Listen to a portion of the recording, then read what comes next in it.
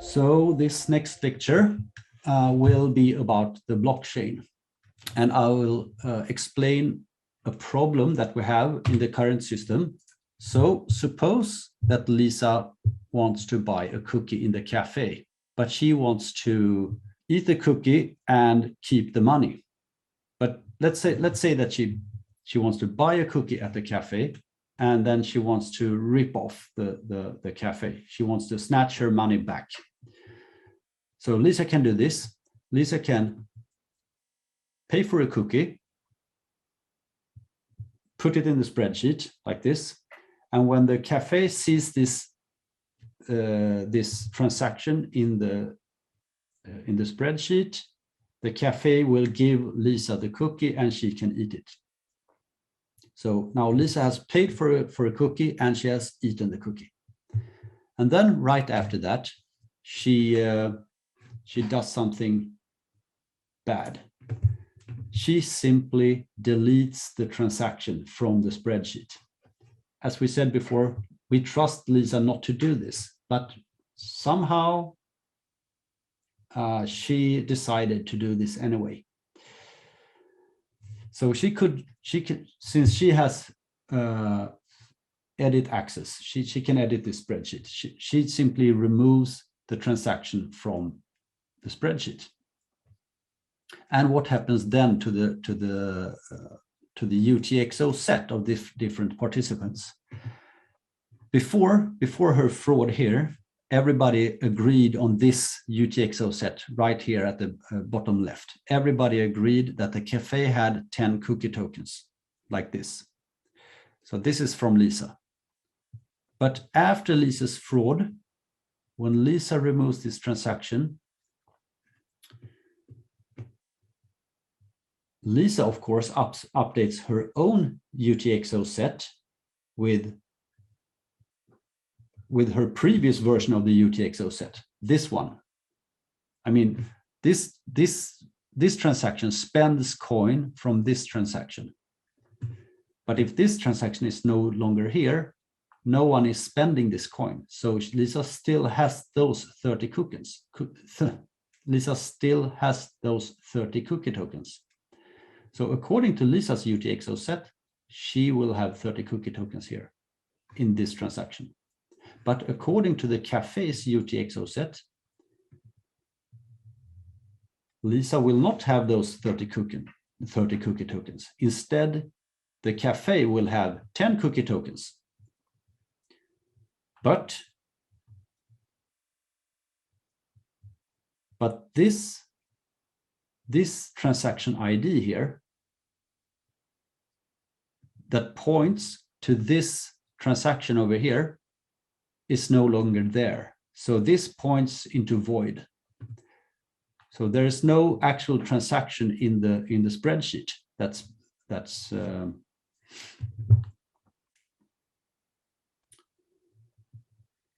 to spend from.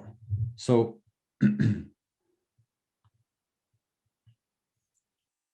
so the cafe doesn't have,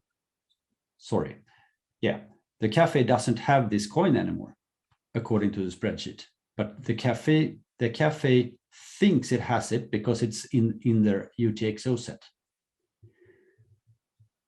And if we take a new participant, suppose a new participant starts running software that verifies this spreadsheet.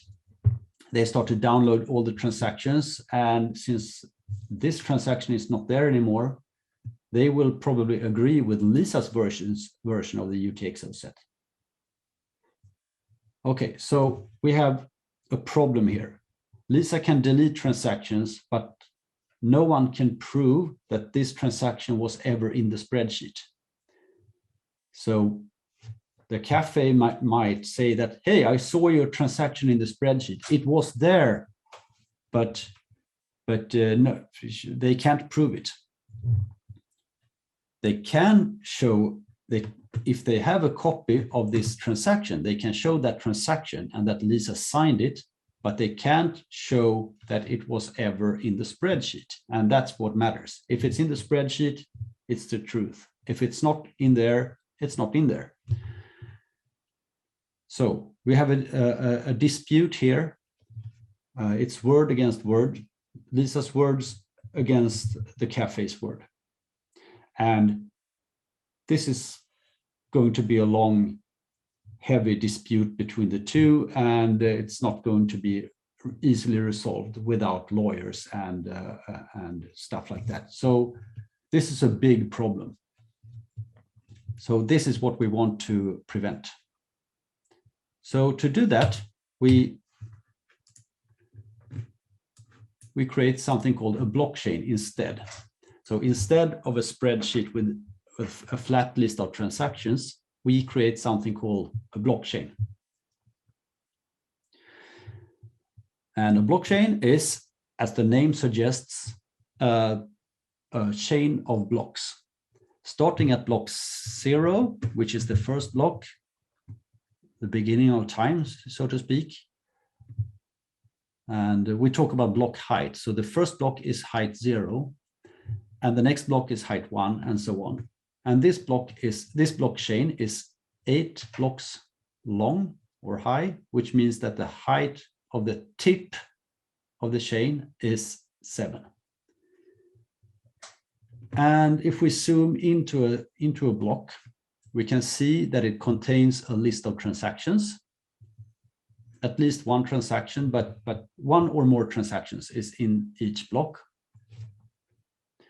And it also contains a block header. So this block header contains stuff like reference to the previous block, and it contains a timestamp and some other stuff. We will zoom in on one of these blocks.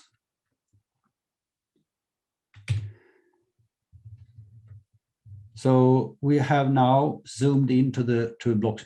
Let's say that the blockchain has now grown to height 19. So we have the chain tip is at height 19.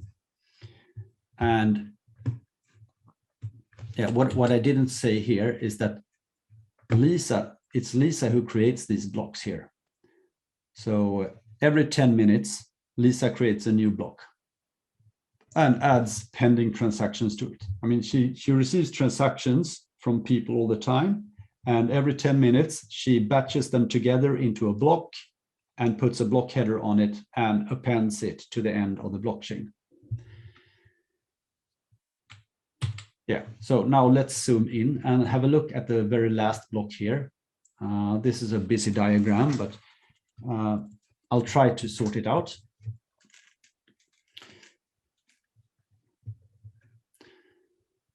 So the rightmost block here, which is the latest block, contains 2 transactions. It contains a reference to the previous block, 2 transactions and a block header. And the block header in turn contains a reference to the previous block. And this reference is, just as transaction IDs, a hash of the previous block ID. Of the previous block header. So you take the previous block header and you hash it with double SHA-256 to get the hash, which acts as a reference for the previous block. And the next thing in the block header is what we call the merkle root, which is a combined hash of all the transactions in the block itself. So this hash is the hash of these 2 transactions combined, like this. And then you have a timestamp for when the block was created. And then you have Lisa's signature, which is a signature for them where the block header itself is the message. These 3 items here is signed, and the signature is put into the block header like this. I will go into this signature process and everything else more in detail.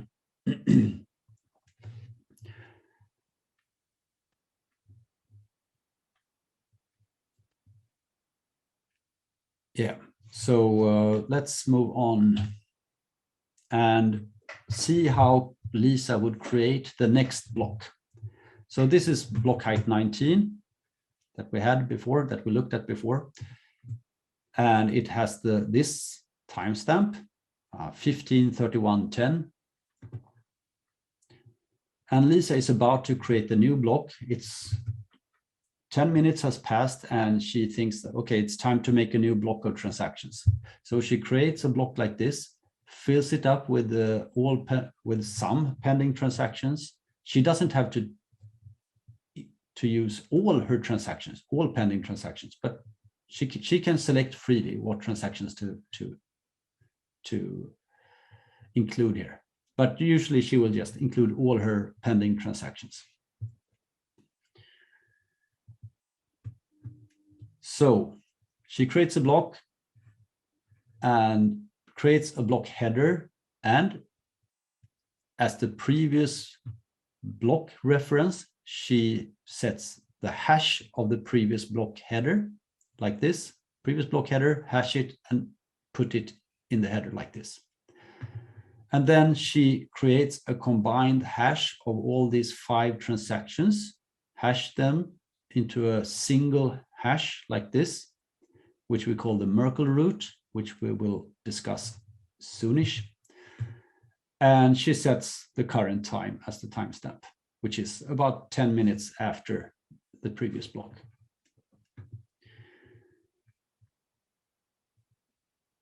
And the very first transaction in this block and in every block is what we call a coin-based transaction. Yeah, we talked about coin-based transactions before. So this is a coin-based transaction, just as they looked, just as before. But since she now creates a new block every 10 minutes, she doesn't reward herself with 7,200 new cookie tokens. Instead, she will reward herself with 50 new cookie tokens in each block. So each of her Coinbase transactions will contain 50 new cookie tokens for Lisa. And if you calculate that, what that would be on a day, it would be 7,200 cookie tokens. So she doesn't reward herself more or less than before. It's just distributed in another way. Every 10 minutes, she gets 50 new cookie tokens in a Coinbase transaction. And yeah.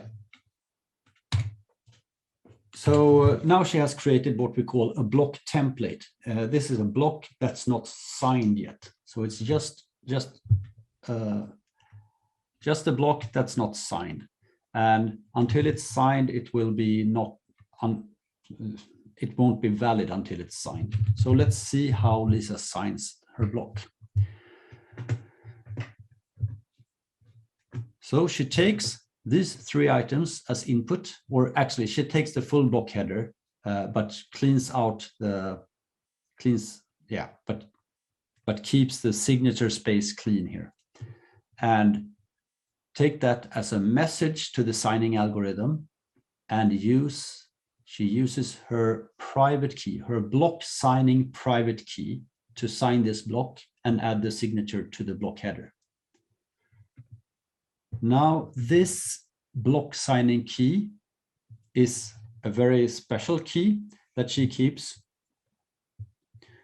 And this is required for her to create new blocks. She needs this key in order to sign the blocks. If she loses this key, it's game over. And if someone steals this key, it's also game over, because then someone can start creating fake blocks. And the public key that corresponds to this private key, Lisa's public block signing key, is publicly available. They have put it on a billboard and it's available on the internet, and Lisa has even tweeted it, and it's available basically everywhere. And people can ask each other and verify that, okay, compare their public keys, so they are sure that they will use the correct public key to verify blocks with. Because you don't want you don't want someone to give you a public key and say, hey, this is Lisa's public key. And if you believe that and they are trying to defraud you, they give you some other public key, they will be able to fool you with fake blocks. So it's very important that you use the correct public key for this. Okay, but as long as you have the correct public key, you can verify every block that Lisa produces. And when Lisa has signed this block, we will skip we won't use a spreadsheet anymore. We will switch to using a shared folder. And now you're probably thinking, a shared folder, that's stupid. Yes, that is stupid, but that's the point. We still have this central point where we put blocks. So this shared folder is used for Lisa to store her blocks, and everybody has read access to this shared folder. So each block is saved in a separate file in this shared folder. And from there, everybody will be able to read this. So suppose now that Lisa buys a cookie and she puts the transaction in a new block and signs it and put it in the shared folder. So here's a block containing Lisa's transaction to the cafe, and the cafe's full node, the cafe's software can download this block and verify all aspects of it. It can verify that this hash actually matches the hash of the previous block, and that this hash here matches the combined hash of these three transactions, and that the timestamp is within reasonable limits, and that the signature is valid. So whatever Lisa puts on the shared folder can be verified by anyone. So that's good.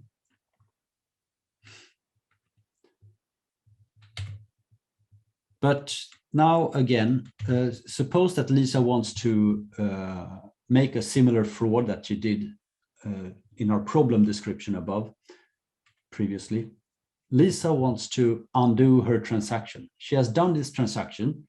The cafe has got the money and handed the cookie over to Lisa, and Lisa eats the cookie. Now she wants to undo her transaction, to get her money back, to snatch her money back. What could she do? She could try to create an alternative version of block 21, where she has removed her own transaction. And if she removes her own transaction, she also needs to update this, the Merkle root, to match the new set of transactions, which is only 2 transactions. And thus, if this Merkle root has changed, she also needs to create a new signature. So changing anything among the transactions here would cause a change in the Merkle root, which would cause a change in the signature. So you need to create a new signature for it. Okay, she can try to do this and push it to the shared folder like this. Let's call it block 21B. Now everyone can pick this up. And this block here is not more correct or wrong than the previous block. Both of these blocks are valid according to the rules. They are both equally valid. Both are signed by Lisa.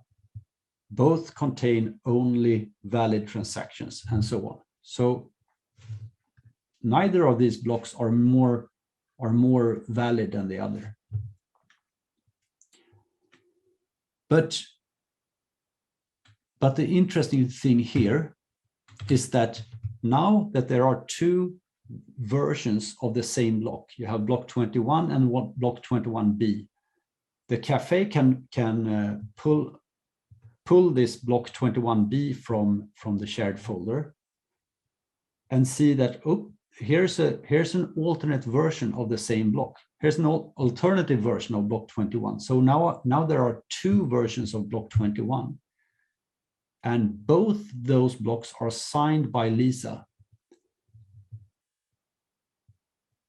And since they are both signed by Lisa, the cafe can show those two blocks and to people and say, hey, look, Lisa has committed fraud here. She has created two alternative versions of the blockchain. And so she's obviously a fraud. She's doing something bad here.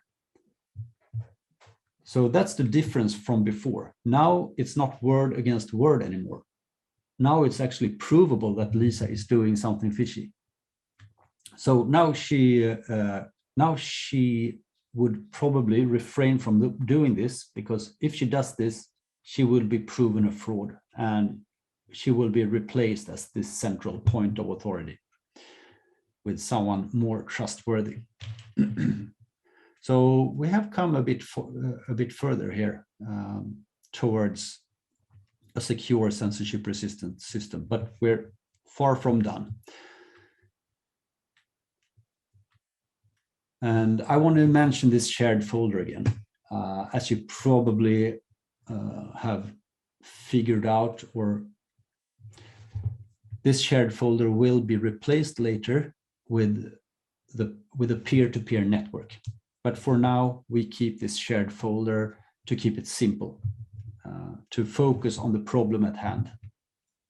So right now, we are focusing on Lisa, who tries to delete transactions. Okay, so this is, she created this fraud for the very last block in the blockchain. But what if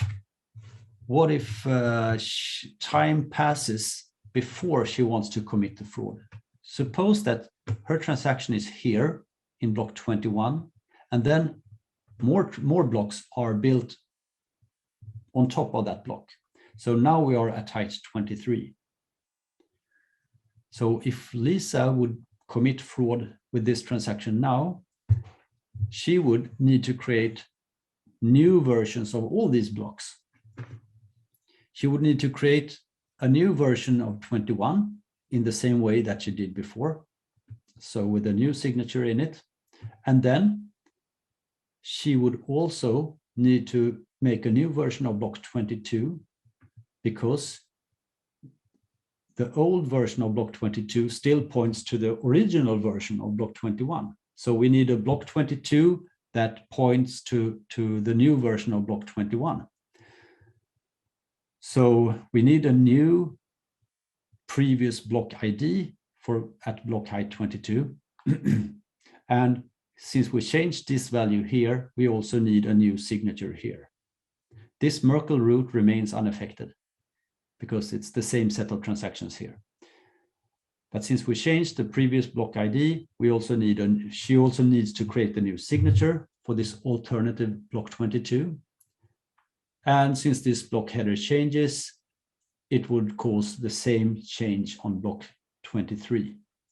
So she needs to recreate this block ID here and sign this alternative block 23.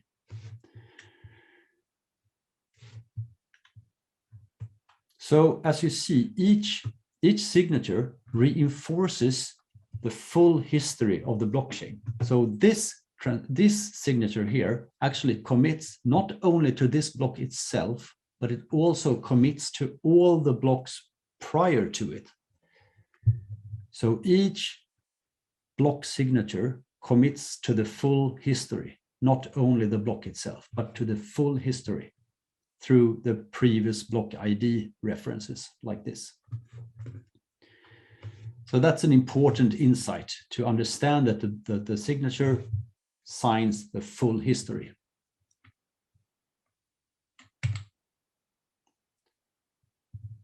So, okay, we have this nice blockchain system with a shared folder, and everybody downloads the full blocks and verifies them locally. and maintain their own UTXO set. And I haven't said it explicitly, but I have referred to something called a full node a few times already. But a full node is actually a piece of software that downloads block and verifies the full blockchain and maintains its own UTXO set. So a full node verifies all aspects of the system. And in Bitcoin, the most widely used such software is Bitcoin Core. And we will use Bitcoin Core in the labs later on Friday, hopefully. I really think we will have time for that. Yeah, so a full node downloads the full blockchain and verifies the whole history. So for example, the cafe is running their own full node to verify this blockchain. Now we have a few problems to deal with. We have mobile users, maybe, and tiny computers, and we have users with very low bandwidth. Those people might not be able to fully validate the whole blockchain, because if they need to validate the full blockchain, they might overuse their bandwidth. Their bandwidth won't be enough, or if you have a tiny old computer, you might not be able to check the signatures and run the verification of the full blockchain, because it will be too time consuming on your tiny computers. And mobile users might have limited storage capacity, and also they might be on a data plan that's not unlimited. Even though their bandwidth is good, they might have a limited data plan. And for Bitcoin, this might be this is a real problem, because the blockchain is hundreds of gigabytes.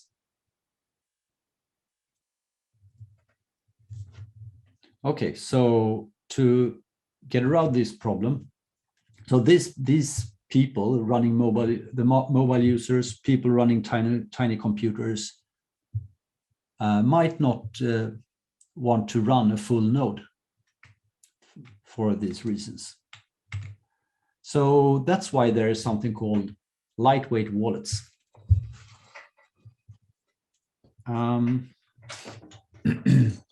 A lightweight wallet is an app or a class of apps that download just enough relevant information for them without verifying all aspects of the blockchain.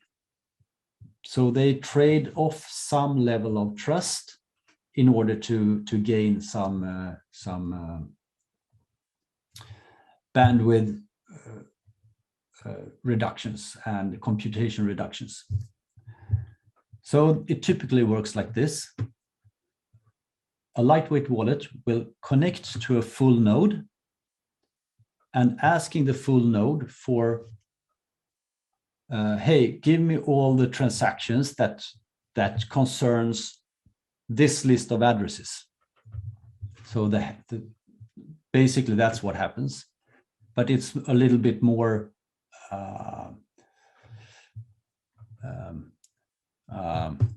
delicate than that. They actually send something called a Bloom filter, which is a way to filter what transactions to send to the wallet without directly revealing what addresses they use.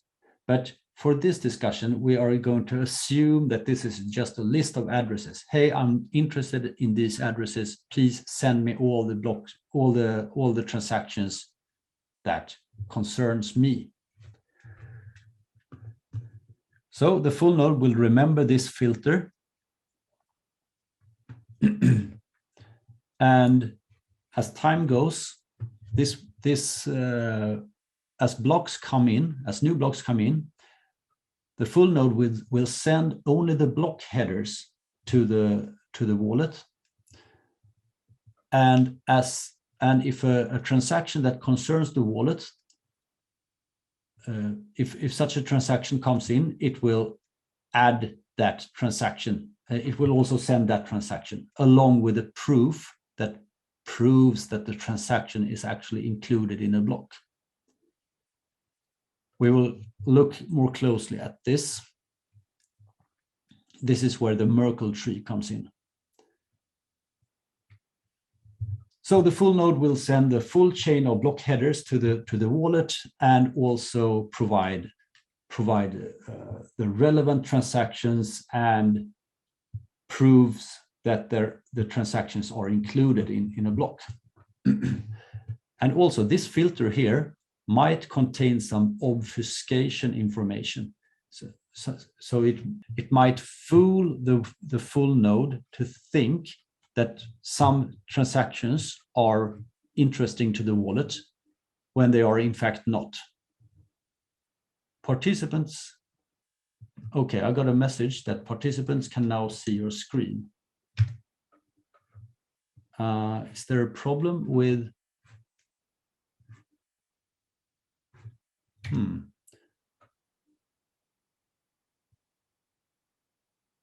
going to stop sharing to make sure. Are you all seeing my screen?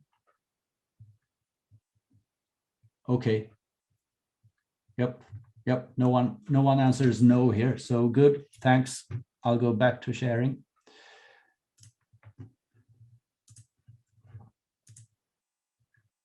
Yeah. So I was talking about obfuscating here.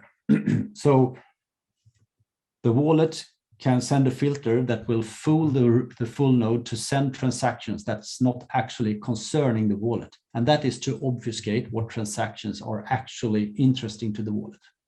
And it can use different levels of obfuscation. But we will not talk about that. We'll just talk about the transactions that are actually interesting to John. Okay, so let's have a look at how this would work. It brings us to what we call the Merkle tree and the Merkle root. So this is how a block is constructed. Suppose Lisa is creating this block. She creates this block template. You see that it's not signed yet. So she takes all the transactions in the block and lines them up like this. And if the last item is odd, I mean, if there is an odd number of elements here, she will duplicate the last item like this. And then they will be, each one of these will be hashed pairwise. So the first and the second one will be hashed, and then they will be concatenated like this. And this concatenation will in turn be hashed and concatenated with the other side here. So these two, transaction 3 and the duplicate of itself, will be hashed and concatenated, and then hash that concatenation. And this hash will be concatenated to this hash here. And then we will hash this concatenation, which will result in the Merkle root. So we have a tree of hashes here. And if at any level, it turns out that we only have an odd number of elements, imagine there were 6 transactions in the block. We would have an odd number up here because we would have 3 on this level here. Rather 3 on this level here. So in that case, we would duplicate the last one like this. Okay, so this is how a Merkle tree looks, and only the root of this tree is stored in the header. And these intermediate hashes is not stored anywhere. They are just calculated when we want to calculate the Merkle root. like this. So it's just the transactions and the header in the block. These intermediate things are calculated on the fly only. And they are calculated with double SHA-256. Okay, so then Lisa will sign this block and send it to the network. Imagine now that something changes in a block. Lisa has created this block, but somebody tampers with the data in the block.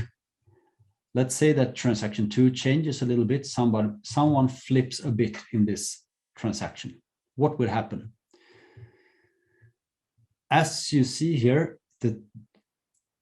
if you change this a little bit, then this hash will be totally different. So this hash will be different, which means that this concatenation will be different, which means that this hash will be different, which means that the root will also be different. The right side of this tree, on the other hand, is totally unaffected. So we only affect one hash on each level, like this.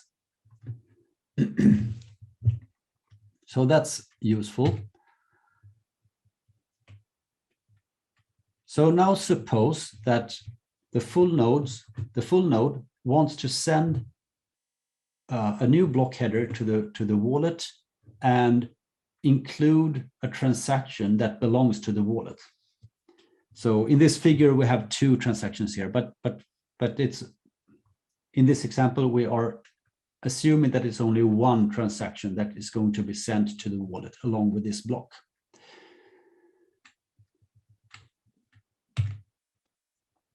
So to do this, the full node needs to construct what we call a Merkle proof.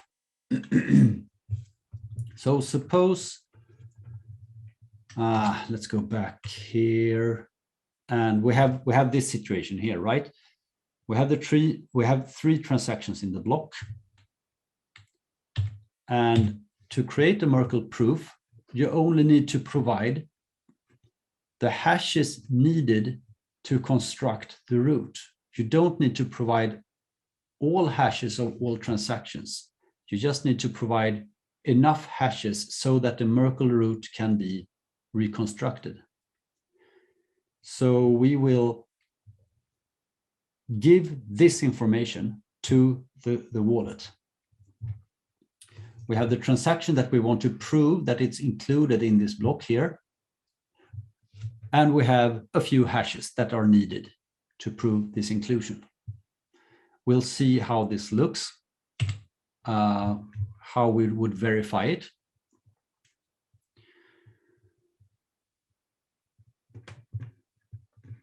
So we had this transaction that we wanted to prove,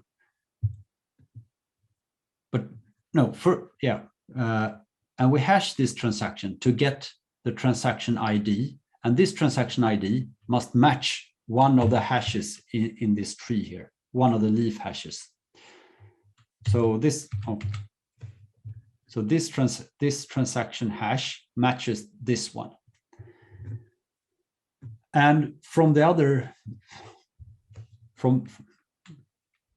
information in the Merkle proof here, we can use these hashes in a particular way to reconstruct this tree like this. So we have this transaction hash here, and we have this hash over here, which we concatenate with this hash to get this hash. And then we got this hash in the Merkle proof.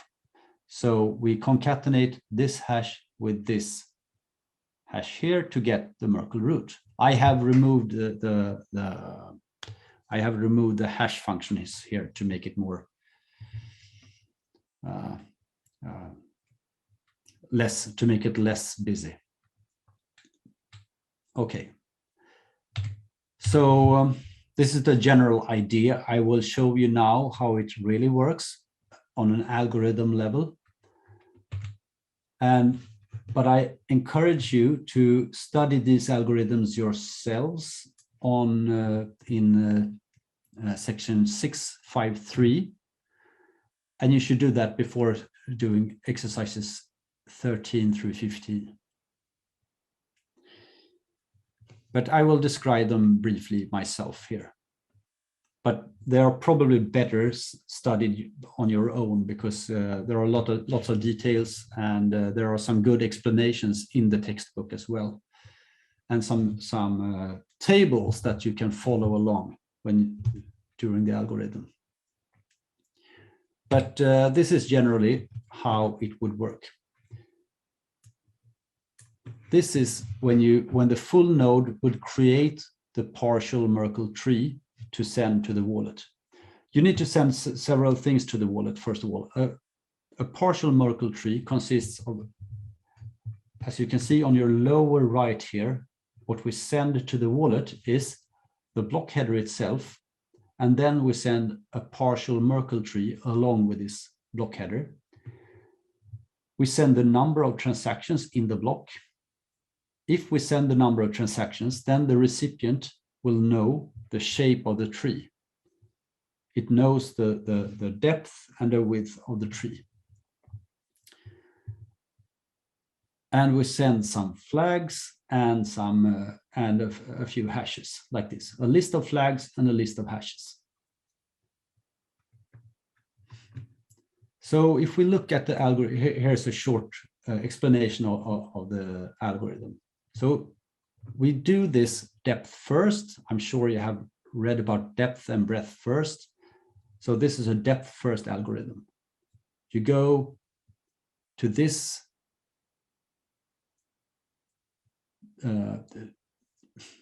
you go to the root hash, and then you go to the left child first, and then you go to the left child again. And here is where you will start. Actually, that's not entirely true. You start up here, and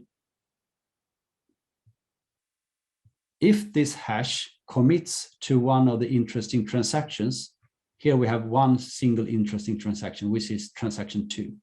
If this hash commits to the interesting transaction, we will add a green flag like this, a check mark, true.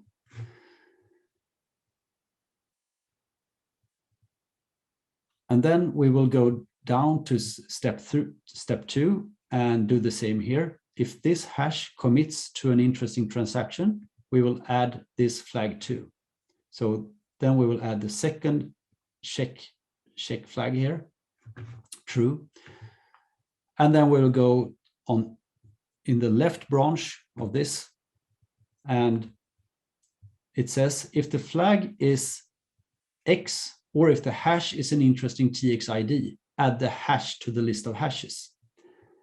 Yeah, so we, first of all, we add this flag to the list of flags, and then since the flag is X, we will add it to the list of hashes. So that's why we have put hash with the number 3 on it here. It's this one. And since this is a depth first algorithm, we will now go into the second leg of this pair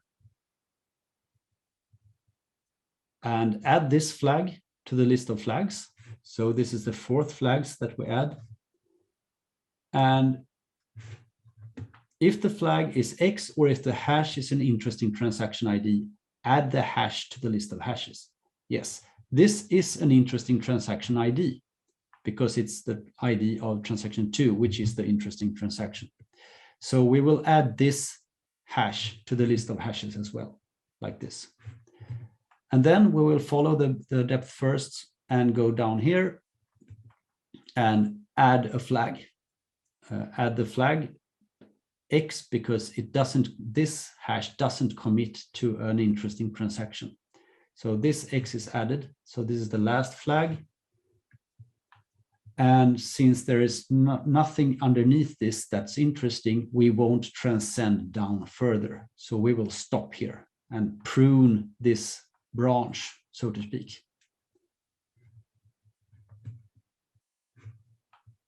And that's it for this part where we construct the partial Merkle tree. So the partial Merkle tree is now done, and we send this to the wallet. And now the wallet wants to, now the wallet wants to verify this transaction. It wants to verify that transaction 2 is actually included in the block.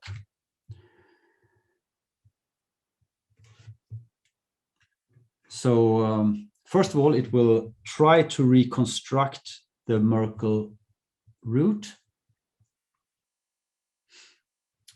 So now we are in the wallet right now. The lightweight wallet will now verify this.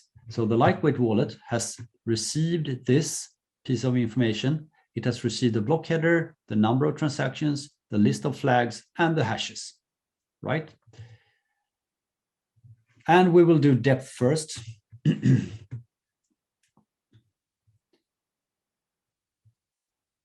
So take the next flag in the list of flags, which is this one. First of all, it uses the number 3 to know what the shape of this tree has. It knows that it's this particular shape of the tree because it knows that the number of transactions is 3. So it takes the first flag, and if the flag is X, or if we are at the lowest level, which is knows because of the number 3 here, we're going to use the next hash from the hashes list and don't proceed downwards in the tree. But this is not the case because the flag is a check mark. So this means that we are going to descend further. And we do the same here. Take the next flag, it's a check mark, and we are not in a leaf. And we descend further, and it's not a check mark. Now it's a false or X. And now we are going to use, as the algorithm describes, we're going to use the next hash from the list of hashes at this level. Yep, so we take the first hash from the list of hashes and put it here. And we won't proceed we won't descend further, of course. And then we take the next step, which is the right leg of this pair here. And the check mark there's a check mark here, it's true, but it is at the lowest level in this tree. So we're going to use the next hash from the list of hashes like this. And then we will go to this one, which is an X. And if it's an X, we know that we should just take the next hash from the list of hashes and put it here and not descend further, because there's nothing, then we know there's nothing interesting below this point. So these, we don't care about these at all. We just care about this hash here. When we have done that, we can reconstruct the Merkle root like this. So because we have all the information we need to reconstruct the Merkle root. Okay, so we have verified the partial Merkle tree now, and we can, then we have some more checks to do. At least we have reconstructed the partial Merkle tree. We have reconstructed a Merkle root.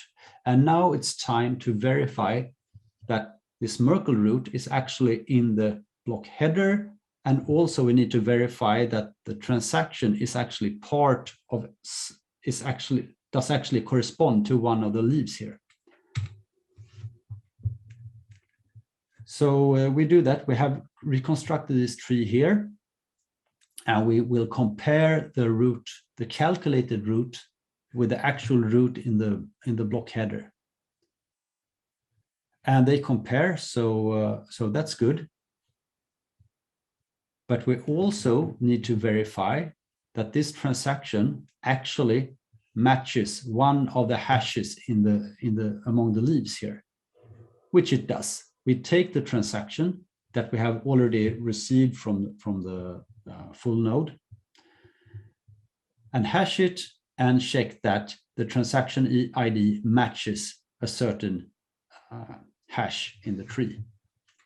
So now we have the full picture here. We can see here that there is a path from this transaction 2 here through some hashes, and we can see that if we follow this path, we get to this Merkle root, which is included in the block header, which is signed by Lisa. So Lisa has actually signed this transaction here. We have a proof that this transaction is signed. We have a proof that Lisa has signed that this block and this transaction. So this signature commits to this transaction. So that's a way to prove that a transaction is included in the block without providing all the transactions of the block. If we didn't have Merkle trees like this, if we just hashed a flat list of transactions, we would have to provide the full list of transactions in order to prove that a transaction is included in the block. But using Merkle trees, we just need to provide the Merkle path, which is on it. We just have to provide the correct set of hashes, so the minimal set of hashes, so that a root can be reconstructed. So this is basically how lightweight wallets would work. But there are issues with this, of course. So the full node doesn't, the lightweight wallet trusts the full node to send them all the data that's actually concerned, that actually concerns the wallet. But the full node can hide transactions from the wallet. It doesn't have to provide that to the wallet. And the wallet has no way of knowing if that's the case, if information is being hidden from it. And the second problem is that the lightweight wallet has no way to verify the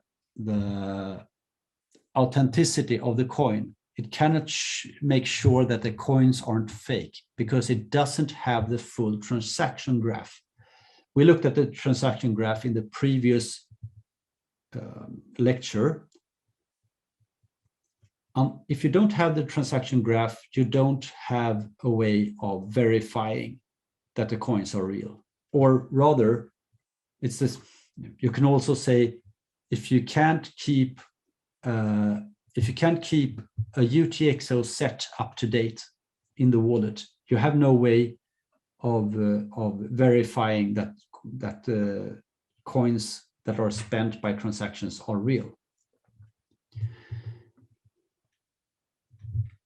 And to have an up-to-date UTXO set, you would need to at least once have had every block along the way and all transactions in the system in order to construct the UTXO set. So you can't verify that coins are real. And also, since it doesn't have the full the spent outputs that transaction 2, when a wallet receives transaction 2, it doesn't have the transaction it spends from. So it doesn't have the output script that's being spent. So the lightweight wallet cannot actually verify the transaction itself. It can just verify that there is a transaction output belonging to them, and that transaction output actually belongs to a certain block. So there are some problems with this, and there are also ways to get around all this. The most simple way that you can think of is to actually connect to multiple nodes not just a single node. So if suppose that you have connections to 3 different full nodes like this, and if one of those full nodes are bad and lies to you, hides information from you, maybe some of the other 2 will be honest and send you the relevant information. So this is a way to spread out trust, so to speak. So if 1 or 2 are bad, maybe the 3rd one will be honest. And this reduces problem 1, where full nodes can hide information from you. So that's just a partial fix. But the most common and best fix, at least according to me, is to run your own full node. And if you run your own full node on a server somewhere on the internet, you can connect to your own full node, because your own full node, you can trust your own full node. It's under your control, running on your own hardware. And you know that full node will verify every aspect of the blockchain. So if your lightweight wallet connects to your own full node, you know that your own full node, it won't hide information from you, and it will verify all the coins for you, so that you can trust that the information you get from your own full node is valid. So this is a very common setup. A lot of people use this, especially security-oriented people use this. Some people even go so far as to say that if you don't run your own full node, you're not running Bitcoin. But I won't go that far. But it's a really good practice to run your own full node if you have the possibility. So this is what we're going to do actually in the lab. We're not going to use lightweight wallets, but we're going to set up a full node on your own machines, but only on a test network. But it's very similar on the real network. Okay, so to summarize, we have created a blockchain and made it, which makes it hard for Lisa to delete transactions from the history, because anyone can then prove that she's a fraud, because you have to sign her blocks. And if there are 2 versions of at the same height of this with Lisa's signature on them, then anyone can show those 2 blocks and say, hey, look, these are fraudulent. These blocks are fraudulent, or Lisa is fraudulent. And we have shown how the Merkle tree in the block header, the Merkle root in the block header is constructed, and how we can use Merkle proofs to prove that a transaction is included in a block. And also, if you run a lightweight wallet, you are encouraged to use your own full node as a backend. In that way, you will get the best of both worlds. You will get the mobility and lightweightness of a mobile wallet, while still having full verification of all data. This concludes this lecture.